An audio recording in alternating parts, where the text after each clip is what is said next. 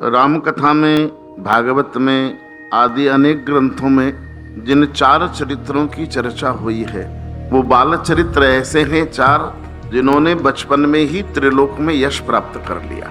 लेकिन उन 4 को विश्व ने प्रणाम किया, उनका यश गाया।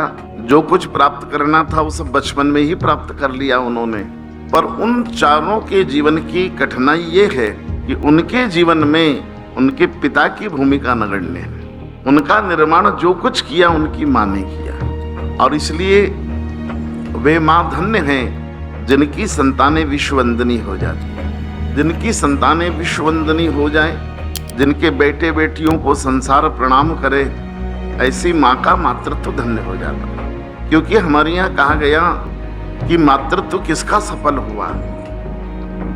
बोले जननी जने तो संत जन के दाता के सूर, नीतो रीजे बांझणी क्यों गमावे नूर।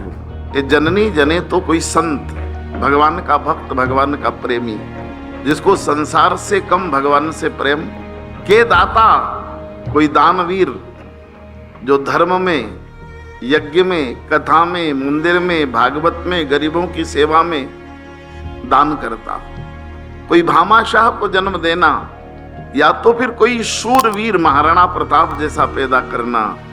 बाकी पैदा किया तो क्या पैदा किया? इसलिए बड़ी शर्त लगा दी मातृत्व में। और ये 4 चरित्र उन माताओं की ही उपलब्धि है। इसलिए आइए आज 2 चरित्र को मैं माँ के आधार पर ही कहूंगा। पहला चरित्र है श्री ध्रुव जी का। महाराज उत्तानपाद है। उत्तानपाद महाराज की 2 रानियां हैं। पहली का नाम है सुनीति और दूसरी का है सुरुचि। सुनीति का अर्थ है सु यानी अच्छी, नीति यानी परंपराएं, श्रेष्ठ परंपराएं। तो जो नीति से चले, नियम से चले, परंपरा से चले, पूर्वजों के अनुसार चले, धर्मशास्त्रों के अनुसार चले, सदगुरु की आज्ञाओं से चले, वो तो क्या कहलाती? सुनीति। और इन सब कानून कायदों को ताक पे रख के जो अपनी मर्जी से चले, उसका नाम क्या है? सुरुचि।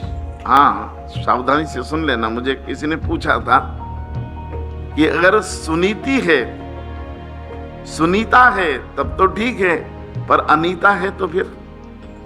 किसी का नाम हो तो क्षमा करना, नहीं उसको, इसलिए मैंने छेड़ा है नाम, क्योंकि अपनिया उसका अर्थ विरुद्धार्थी नहीं है। वो नाम श्री रुक्मणी जी का है।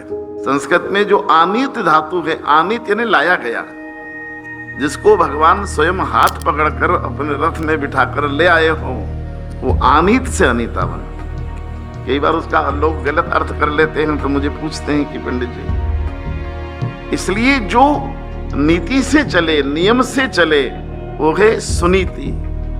और नीति परंपरा को ताक पे रख के अपनी सुविधा से जो चले, वो है सुरुचि। अच्छा, दोनों में श्रेष्ठ कौन है? जो नीति नियम से चले वो अच्छी है कि मर्जी से चले वो अच्छी है? तो बड़ी महारानी सुनीति है, छोटी महारानी सुरुचि है। दोनों के एक बेटे हैं। बड़ी का बेटे का नाम है ध्रुव और छोटी के बेटे का नाम है उत्तम। और ये जब सुनीति बार बार सुरुचि को टोकती थी कि सुरुचि, ये जो तुम कर रही हो ये ठीक नहीं है, ये गलत है, इसमें पाप लगता है, इसमें दोष लगता है, इसमें ये मनुष्य जीवन बिगड़ जाएगा अपना। जब सुनीति बहुत टोकती थी तो सुरुचि को बहुत बुरा लगता। सुरुचि ने कहा, ये तो रोज ज्ञान बगाड़ती है, ये रोज टोका टाकी करती है, तो इसका कोई ऑपरेशन ही कर दिया जाए। और एक दिन उसने ब्लू ऑपरेशन कर दिया। झूठा कलंक लगा दिया महारानी पर।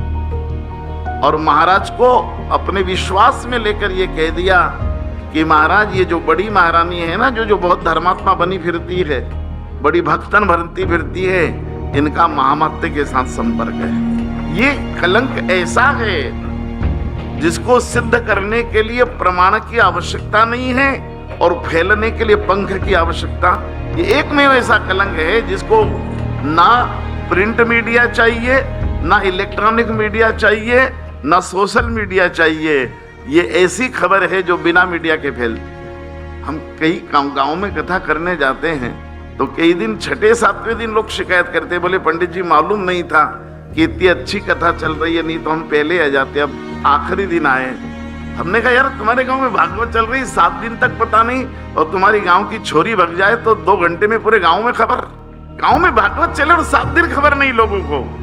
ये जो कठिनाइयां हैं कि हम किन चीजों को आगे बढ़ा रहे हैं और किन को आगे बढ़ाना चाहिए, इसी का विवेक खत्म हो गया है। महाराज ने न प्रमाण की आवश्यकता समझी, न किसी से पूछने की आवश्यकता समझी, और केवल छोटी रानी पर भरोसा करके सुनीति को देश निकाला दे दिया। जाओ घर से बाहर, अपने बेटे को भी ले जाओ।